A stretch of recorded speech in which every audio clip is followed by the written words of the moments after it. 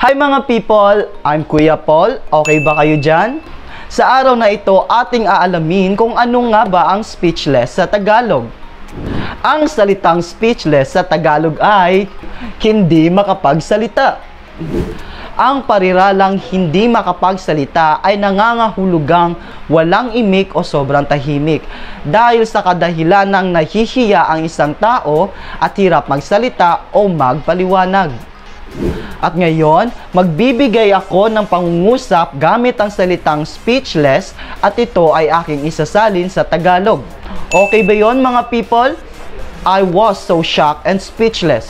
In Tagalog, laking gulat ko at hindi makapagsalita. At ngayon, alam mo na ang salitang speechless sa Tagalog. At kung gusto mo pang araw-araw ay may matutunan kang English to Tagalog in Tagalog to English translation, mag-subscribe sa ating channel para lagi kang updated. At sa muli, ako si Kuya Paul na araw-araw magbibigay sa inyo ng mga bagong kaalaman at nagsasabing lamang ang may alam. Maraming salamat po and God bless mga people.